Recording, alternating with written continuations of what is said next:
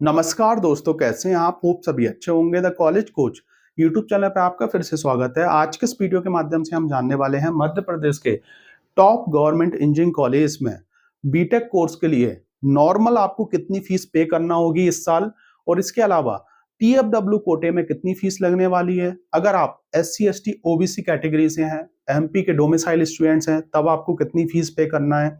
जब आपका allotment letter आ जाएगा, जब आप इन कॉलेज में रिपोर्टिंग के लिए जाएंगे, तब आपको जो है कितनी फीस जमा करनी होगी। हर एक चीज पर आज हम खुलकर बात करेंगे। वीडियो बहुत ही महत्वपूर्ण होने वाला है। वीडियो को बिना स्किप किए एंड तक देख लीजिएगा। और साथ ही साथ मैं आपसे रिक्वेस्ट करना चाहूंगा, अगर आप अभी तक इस चैनल से नहीं जुड़े हैं तो जरूर जुड़ जाएं, क्योंकि आने वाले टाइम में आपको ऐसी ही बहुत सारी जानकारी, ऐसे ही बहुत सारे वीडियो, इसके अलावा एमपीडीटी काउंसलिंग के रिगार्डिंग रेगुलर अपडेट देता रहूंगा, जिससे कि जो है आप काउंसलिंग को अच्छे से समझ के, अच्छे से काउंसलिंग में भाग लेके अपने लिए जो है एक अच्छे कॉलेज का सिलेक्शन कर पाएंगे। और आप जानते हैं, मेरा नाम प्रोफेसर अतुल धाकड़ है। मैंने खुद बीटेक कर रखा है, एमटेक कर रखा है, इसके अलावा पीएचडी कर रखा है, और 13 साल से मैं खुद टीचिंग कर रहा हूँ।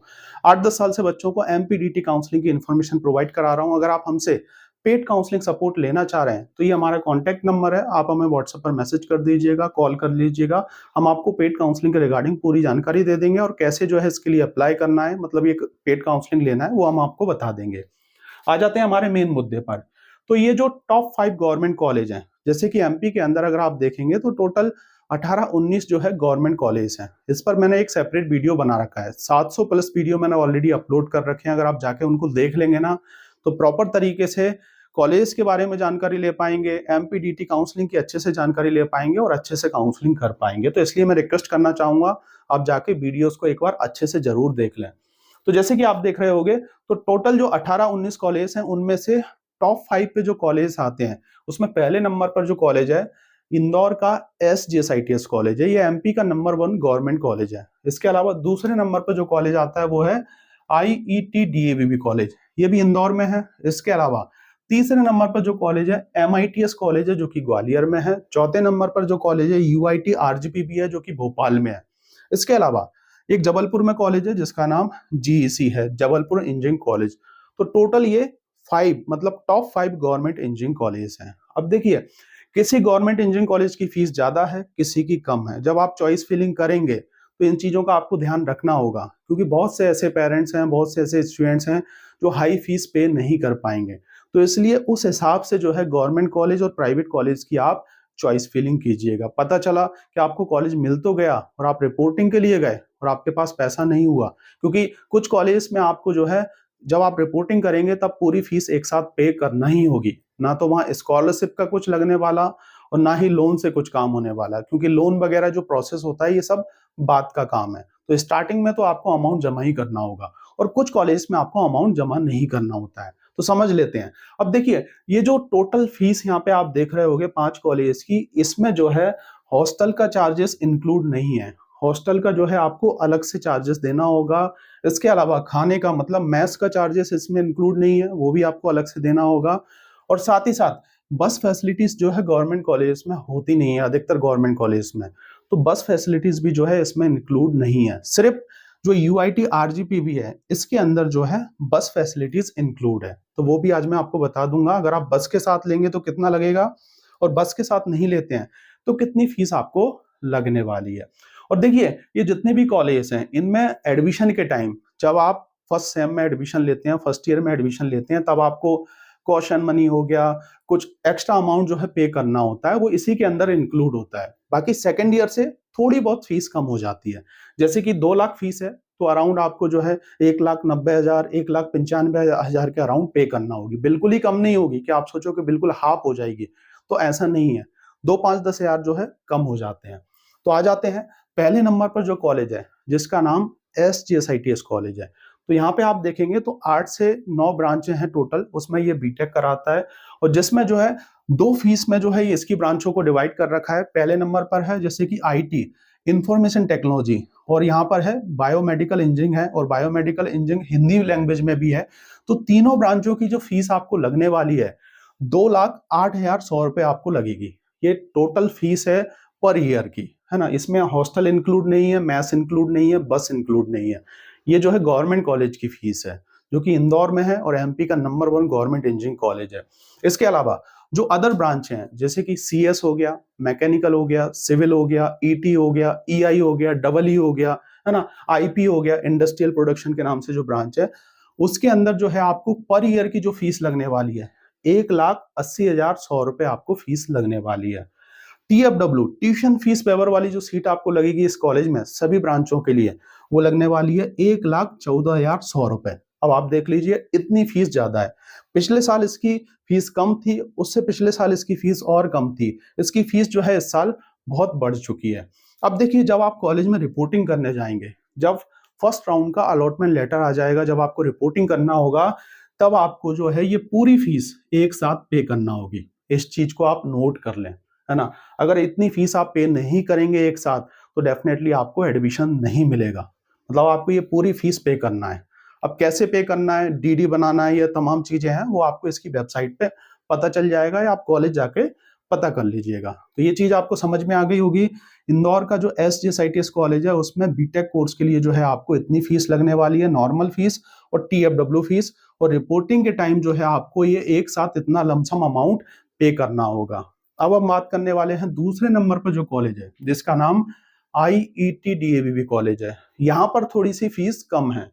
तो यहाँ पे आप देख पा रहे होगे बॉयज के लिए अलग फीस कर रखी है, गर्ल्स के लिए अलग फीस कर रखी है।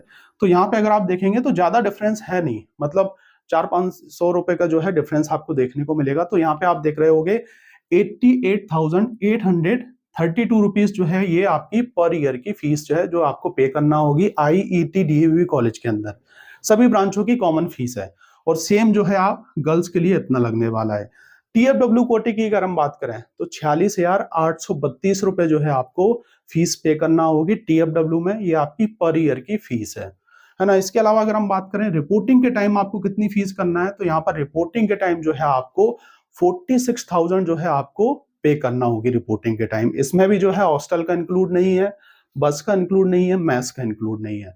तो ये हो गया हमारा दूसरे नंबर का कॉलेज जो कि मध्य प्रदेश के इंदौर शहर में स्थित है, जिसका नाम IET DAVV है। अब हम बात करने वाले हैं तीसरे नंबर पर। तीसरे नंबर पर आप अपनी लोकेशन के अकॉर्डिंग जो भी कॉलेज रखना चाहें वो रख सकते हैं।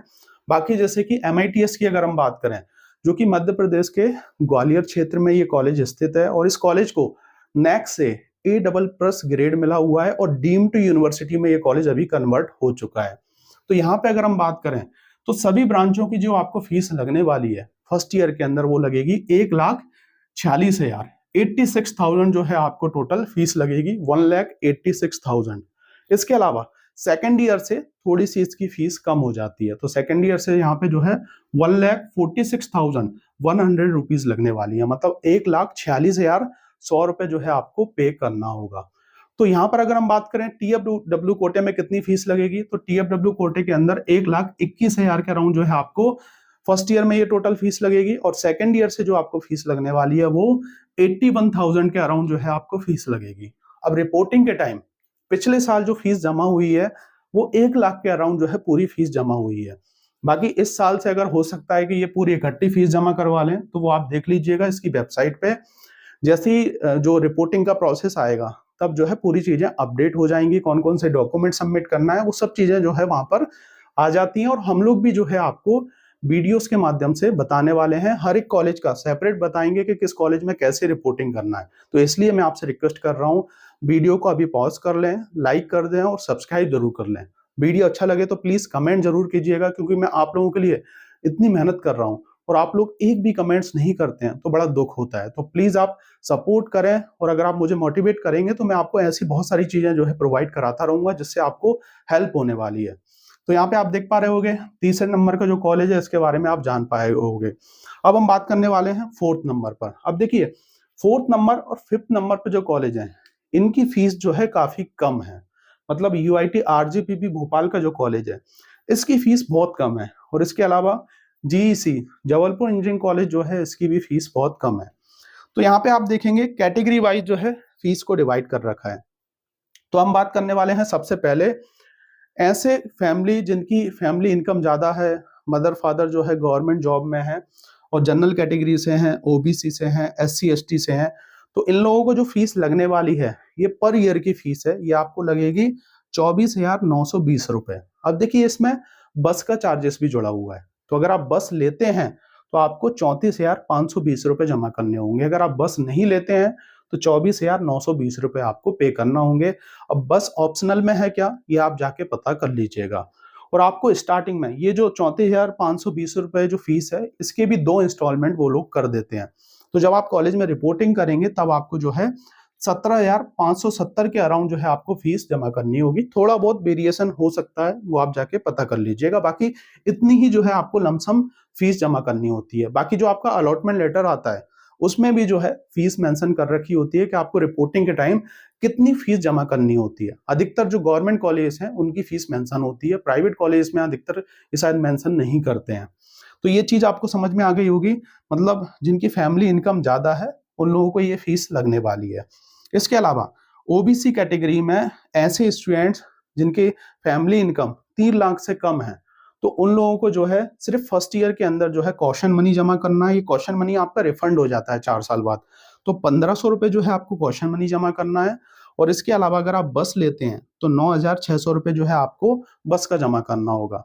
तो आपको जो पहले उसकी फीस लगेगी वो लगेगी आपकी 11,100 रुपए लगने वाली है। अब देखिए सेकेंड ईयर से जो है ये बिल्कुल आपका फ्री हो जाएगा। अगर आपका पास इनकम सर्टिफिकेट लगेगा वहां पर इनकम कम है तो। और यहाँ पर जो है आपको अगर जैसे कि टोटल जो फीस जमा करनी है, अगर आप बस वगैरह सब चीजें ले लेते हैं और आपको जैसे फर्स्ट ईयर के अंदर फर्स्ट इंस्टॉलमेंट जो है 5,300 रुपए कुछ जमा करना होगा। बाकी सेकेंड ईयर से कॉशन मनी का लगेगा नहीं। बस लेंगे तो सिर्फ बस का लगेगा, और अगर आप बस नहीं लेते हैं तो 500 या 1,000 रुपए कुछ लगता है, अराउंड 500 रुपए आपको पे करना होता है। इसके हाँ, लेकिन इसके लिए जो आपके स्कॉलरशिप फॉर्म वगैरह हैं वो सब चीजें आपको प्रॉपर तरीके से सबमिट करना होती है, क्योंकि वो स्कॉलरशिप जो है शायद कॉलेज वालों को मिल जाती है या आप कॉलेज में जमा कर देते हैं, उस टाइप से कुछ हो जाता है। तो वो आप जाके पता कर लीजिएगा, और इसकी वेबसाइट पे भी डाला हुआ है, तो आपकी चीजें क्लियर हो जाएंगी, है ना। इसके बाद हम बात करने वाले हैं TFW, ट्यूशन फीस वेवर में जो फीस आपको लगेगी टोटल। तो यहाँ पे आप देख पा रहे होंगे सेम टू सेम बस फीस इंक्लूड है, इसलिए थोड़ी सी आपको फीस ज्यादा लग रही होगी। अगर आप बस को हटा देंगे तो बहुत कम फीस है इसकी। तो यहाँ पे 2,800 रुपए जो है आपको कुछ फीस लगेगी TFW कोटे के अंदर, और अगर आप 9,600 रुपए बस का जोड़ लेंगे तो 12,220 रुपए जो है आपको फीस लगने वाली है। और जो पहला इंस्टॉलमेंट आपको जमा करना है बस के साथ वो 6,420 रुपए जमा करना होगा। बस नहीं लेंगे तो इतना कुछ लमसम अमाउंट जो है आपको जमा करना है। और सेकेंड ईयर से जो है अगर आप जैसे बस नहीं लेते हैं तो कुछ भी फीस पे नहीं करना है, और अगर आप बस लेंगे तो 9,600 रुपए और प्लस 500 रुपए और जमा करने होंगे। मुख्यमंत्री मेधावी छात्र योजना जिन बच्चों को मिलने वाली है वो लोग जो है सिर्फ 500 रुपए यहाँ पे भरेंगे, बाकी जितना भी अमाउंट होता है वो शायद रिफंड आ जाता है। तो इस हिसाब से जो है RGPB के अंदर जो है आपको बहुत कम फीस लगने वाली है, जो कि मध्य प्रदेश के भोपाल शहर में स्थित है। अगर आप इस कॉलेज को टारगेट कर रहे हैं तो देख लीजिएगा, चॉइस फिलिंग में रखना चाह रहे हैं तो उस हिसाब से आप रख दीजिएगा। बाकी इसकी वेबसाइट पे भी जो है इसका फीस स्ट्रक्चर डला हुआ है। आने वाले टाइम में आपको अपग्रेडेड जो फीस स्ट्रक्चर है वो भी आ जाएगा। मतलब जनरली इसकी फीस चेंज होती नहीं है, इतनी ही फीस काफी लॉन्ग टाइम से चली आ रही है। अब हम बात करने वाले हैं लास्ट में 5th नंबर पे जो कॉलेज है GEC जबलपुर इंजीनियरिंग कॉलेज। तो इसकी फीस की अगर हम बात करें तो इसकी भी फीस बहुत कम है। तो यहाँ पे आप देख पा रहे होंगे जनरल कैटेगरी, OBC कैटेगरी, ऐसे स्टूडेंट्स इनकी फैमिली इनकम जो है ज्यादा है, मदर फादर गवर्नमेंट जॉब में है, तो उन लोगों को जो है 28 से 29 हजार के अराउंड जो है कुछ फीस जमा करनी होगी। और रिपोर्टिंग के टाइम जो है 14,000 के अराउंड जो है आपको फीस जमा करनी होगी। इसके अलावा अगर आप SC/ST कैटेगरी से हैं, और देखिए SC/ST कैटेगरी वाले बच्चे जो है जैसे कि आप जो आपकी इनकम है, मदर फादर की जो इनकम है वो कितनी होना चाहिए एक बार पूछ लीजिएगा, क्योंकि 3 लाख तक तो है। अगर 3 लाख तक से ज्यादा भी अगर ये लोग वैलिड मानते हैं तो उस चीज को आप एक बार पूछ लीजिएगा। जैसे 5 लाख या 8 लाख तक अगर वो लिमिट को मान रहे हो और आपकी जो फीस कम हो रही हो तो वो चीज आप समझ लीजिएगा, है ना। तो यहाँ पे जो है SC/ST कैटेगरी वाले जो बच्चे हैं और जो उस कैटेगरी में आते हैं जिनकी इनकम कम है, उन लोगों को जो है पर ईयर 6,000 रुपए कुछ पे करना है, और स्टार्टिंग में आपको 3,219 रुपए जो है आपको जमा करने होंगे, जो कि आपके फर्स्ट इंस्टॉलमेंट इसकी लगने वाली है। और TFW कोटे की अगर हम बात करें तो सेम टू सेम 6,000 के अराउंड जो है पर ईयर आपको फीस लगेगी, और यहाँ पर रिपोर्टिंग के टाइम आपको 3,219 रुपए जमा करने हैं। बाकी ये जो सेकंड ईयर से फीस रहती है उसमें भी जो है थोड़ा बहुत कम होता है, क्योंकि देखिए स्टार्टिंग में कुछ चार्जेस जुड़े होते हैं। 500 रुपए इसके जुड़ गए, 1500 रुपए क्वेश्चन मनी के जुड़े हुए हैं, तो वो सब जो है आपके सेकंड ईयर से माइनस हो जाते हैं। तो सेकंड ईयर से थोड़ी सी और कम फीस जमा करनी होती है। बाकी जैसे कि जिनकी फीस ज्यादा है, तो ऑब्वियसली वहां पे अगर आप देखेंगे तो ये 2 लाख फीस है, इसमें 1500 रुपए कम हो गए, 5000 रुपए कम हो गए, तो उससे क्या फर्क पड़ेगा, है ना? तो इस चीज को भी आप सोचें, समझें और उसके अकॉर्डिंग जो है इन कॉलेज को टारगेट करें। अच्छे कॉलेज हैं, अगर आपको मिलते हैं तो अच्छी बात है, टॉप ब्रांचें मिलती हैं तो और अच्छी बात है। और इन कॉलेज में एडमिशन बिना जेईई मेंस के जो आपका एग्जाम है उसके बेस पे नहीं होता है, जेईई मेंस के थ्रू होगा। जितनी अच्छी रैंक होगी उतना अच्छा कॉलेज मिलेगा और उतनी अच्छी जो है आपको ब्रांच मिलने के चांसेस होते हैं। और सभी कॉलेज में एडमिशन जो है सीआरएल रैंक के बेस पे होता है। आपका जो रिजल्ट है उसमें जो कैटेगरी रैंक दे रखी है, जो ओबीसी रैंक दे रखी है, एससी एसटी रैंक दे रखी है, या आप बोल रहे हैं ईडब्ल्यूएस रैंक दे रखी है, उसके बेस पे नहीं होगा। क्यों नहीं होगा? जब आप जो है रजिस्ट्रेशन करेंगे, इसमें एप्लीकेशन नंबर डालेंगे तो वहां पर ऊपर डायरेक्ट सीआरएल रैंक आती है। अब जैसे अगर आप ओबीसी कैटेगरी से हैं, तो ओबीसी कैटेगरी के अंदर मध्य प्रदेश में 14% सीटें अलॉट हैं। तो 14% जो सीटें हैं उसमें टोटल जो ओबीसी के बच्चे रहेंगे उनकी सीआरएल रैंक काउंट होगी। मतलब पहले बच्चे को जिसकी सबसे ज्यादा रैंक होगी उसको वो सीट अलॉट होगी, फिर दूसरी सीट, फिर तीसरी सीट। तो इस हिसाब से जो है सीआरएल रैंक के बेस पे सीट अलॉट होती है। Same to same SC ST category में होती है। ईडब्ल्यूएस के लिए 10% सीटें एक्स्ट्रा आती हैं, है ना? और वो 10% सीटें पहले अलॉट होती हैं। जैसे कि अगर आप नॉर्मल सीट से पहले ईडब्ल्यूएस की सीट अलॉट कर दी जाती है। तो इस हिसाब से जो है सीट का अलॉटमेंट होता है। आप चीजों को समझ गए होंगे। वीडियो अच्छा लगे तो लाइक कर दीजिएगा, कमेंट्स में बता दीजिएगा आप किस कॉलेज की फीस के बारे में जानना चाह रहे हैं। जय हिंद, जय भारत दोस्तों। मिलते हैं नेक्स्ट वीडियो में कुछ अदर इंफॉर्मेटिव वीडियो के साथ, जो कि होने वाला है सिर्फ और सिर्फ आपके लिए हेल्पफुल।